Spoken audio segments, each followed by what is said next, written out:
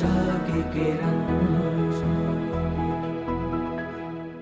હું તમને ભજનની સિસ્ટમ થોડી બતાવું. ભજન તો બધા કરો જ છો, સાંભળો, ભજન તો બધા કરો જ છો, પણ આ સિસ્ટમ થોડી અજમાવો.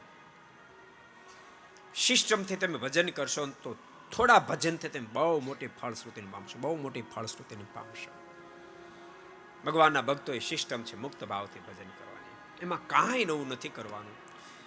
દિવસમાં 200-500 ફેરી મુક્ત છું, મુક્ત છું, મુક્ત છું મોઢેથી બોલાય અને ભગવાન મને ભેટી રહ્યા છે એવી અનુભૂતિ કરતા હોય આપણે. ભગવાન મને ભેટી રહ્યા છે.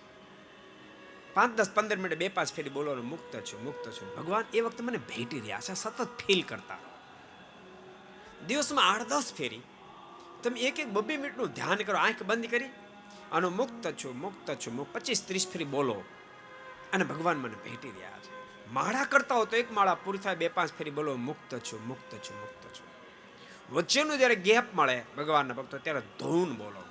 આટલું તમે કરશો ને, બહુ તમને સનાતન સત્ય કહું છું, તમે કદાચ વર્ષોથી ભજન કરતા હશો, 20 વર્ષથી, 30 વર્ષથી, 40 વર્ષથી, 50-60 વર્ષથી, પણ મુક્ત ભાવથી તમે માત્ર 2 મહિના ભજન કરશો, તમને એમ થશે 50 વર્ષ મેં પ્રાપ્ત નહોતું કર્યું, 2 મહિનામાં પ્રાપ્ત કર્યું.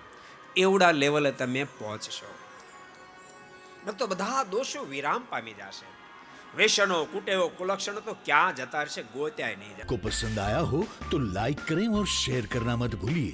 सब्सक्राइब करें सरदार कथा चैनल को और बेल आइकॉन पर क्लिक करना मत भूलिए लेटेस्ट वीडियो सबसे पहले पाने के लिए.